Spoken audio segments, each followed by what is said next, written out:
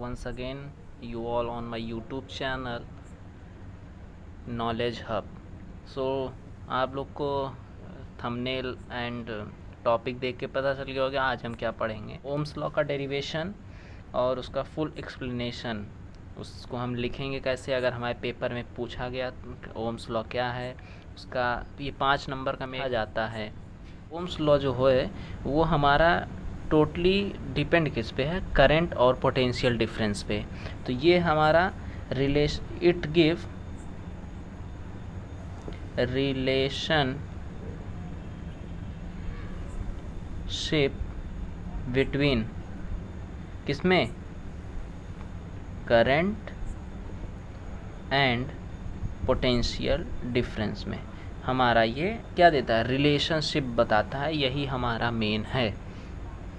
अब इसको लिखेंगे कैसे, तो पोटेंशियल, क्योंकि पेपर में तो हम इतना लिख नहीं सकते, तो इसको और लिखने के लिए पेपर में हम जब पूछा जाएगा तो हम लिखेंगे at a constant temperature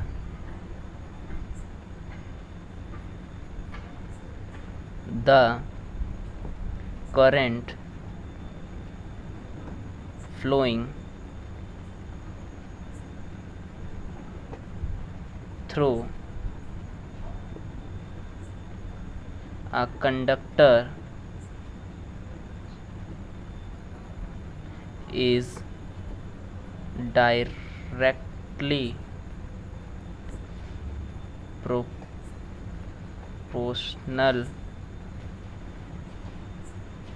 to the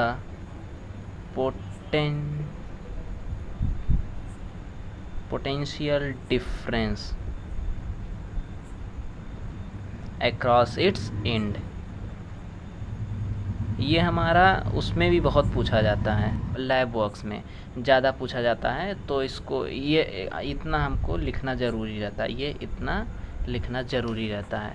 अब इसके बाद आता है ओम्स लॉ कहता क्या है, तो इसको लिखेंगे अकॉर्डिंग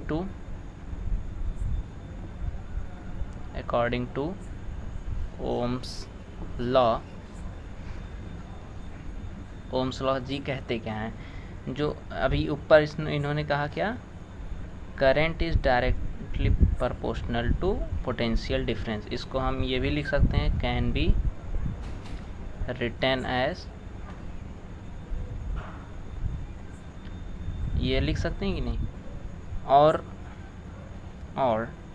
ये भी लिख सकते हैं V equal to R into I, जहाँ पे R क्या है, R इज कांस्टेंट। इसको कहते क्या हैं, इट इज कॉल्ड रेजिस्टेंस। किसी सर्किट में लगा दो, करंट धीमे चली जाती है। अब रेजिस्टेंस क्या है, इसकी वैल्यू किस पे डिपेंड करती है, तो इसकी जो वैल्यू होती है वो डिपेंड करती है किस पे, नेचर। ये वाला प्रकृति वाला नेचर नहीं, अभी बताते हैं। Length, area of cross section, temperature of a conductor. अब ये डिपेंड कैसे करता है, इसको मैं आपको रेजिस्टिविटी जब पढ़ाऊंगा नेक्स्ट वीडियो में, रेजिस्टिविटी उसमें आपको बताऊंगा इन सब डिपेंड कैसे होता है। अभी आप जानिए रेजिस्टेंस जो होता है हमारा nature, length, area of a cross section और टेम्परेचर ऑफ अ कंडक्टर पे डिपेंड करता है। अब बात आती है, तो हमने क्या देखा, V अपॉन आई, इसको ये इस फॉर्मूले को हम ऐसे लिख सकते हैं ना, V अपॉन आई। इस आप लोग ऐसे एरो मत बना दीजिएगा, पेपर में नंबर कट जाएगा, वो मैं आपको समझाने के लिए किया हूँ। और इसको हम क्या मान लेते हैं, फर्स्ट इक्वेशन। वेयर लिखें, सॉल्व तो ऐसे ही किया जाता है ना, V equal to potential difference. मैं यहाँ PD लिख दे रहा हूँ, आप लोग पूरा पोटेंशियल डिफरेंस लिखिएगा। I इक्वल टू करेंट और R इक्वल टू रेजिस्टेंस। ठीक, तो अब इसको अगर हम उस फॉर्म में लिखें तो हम क्या लिख सकते हैं, potential difference upon current equal to resistance.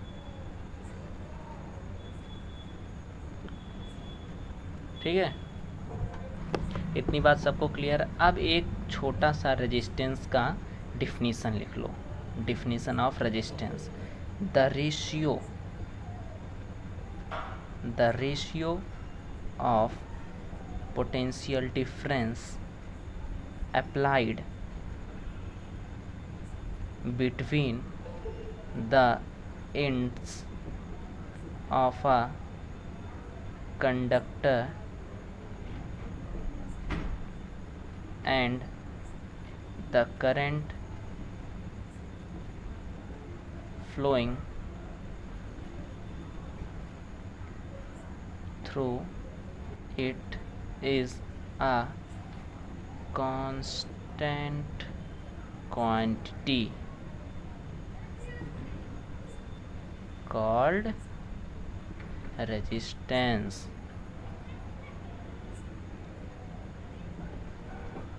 अभी तो हमारा ये मेन है V upon I equal to R. ये पूरा हमारा इसी पे बेस्ड है। इसी को कहते हैं क्या, ओम्स लॉ। और रेजिस्टेंस की यूनिट क्या होती है? जब इतना सब कुछ पढ़े तो इसकी यूनिट भी पढ़ लेते हैं। रेजिस्टेंस की unit Om, represented by symbol. सब कुछ पढ़ लिए हैं तो रेजिस्टेंस के बारे में थोड़ा और पढ़ लें।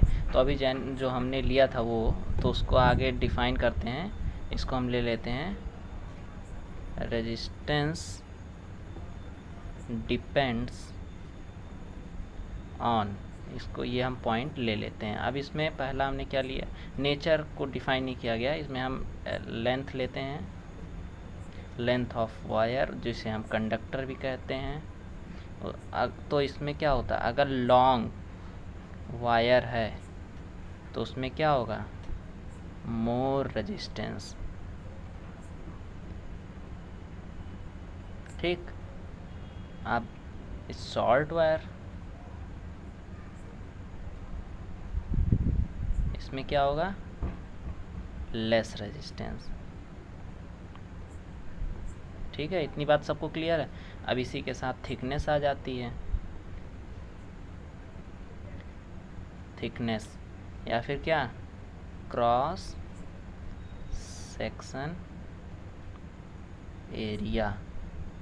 अब ये हम पहले समझ लेते हैं क्रॉस सेक्शन एरिया क्या होता है। ये मान लो एक वायर है, ये वायर है, इसका ऐसे इंडलेस या होता है। तो ये जो इसका ये पार्ट है, ये जो थिकनेस है, इसकी मोटाई होती है। या फिर ये देखो, ये क्रॉस सेक्शन एरिया इतना है ना इसका, इसी को यही होता है क्रॉस सेक्शन एरिया। तो देखो, अगर थिक मोटा रहेगा, थिक, तब क्या होगा, लेस रेजिस्टेंस। ठीक। और अगर थिन रहेगा, थिन मतलब पतला, यहाँ पे हिंदी में लिख दे रहा हूँ। बहुत लोग को थिन और थिक में कंफ्यूजन होती है। पतला, मोटा।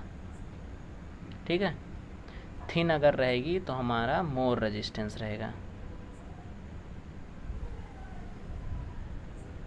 ठीक है, उसके बाद हमने और क्या एक पॉइंट पढ़ा था, टेम्परेचर। टेम्परेचर बहुत ही जब वो होता है, अगर टेम्परेचर बढ़ा तो क्या होगा, इंक्रीज करेगा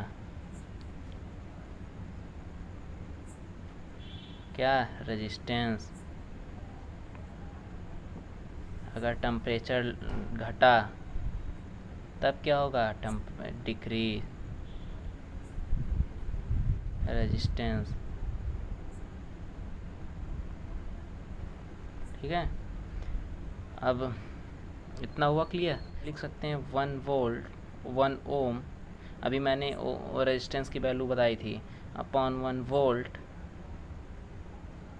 अपॉन 1 एम्पियर। करंट की वैल्यू एम्पियर, मैंने वीडियो में आपके पहले बताया था करंट की एम्पियर होती है। तो इसकी एसआई यूनिट क्या हो जाएगी, एसआई यूनिट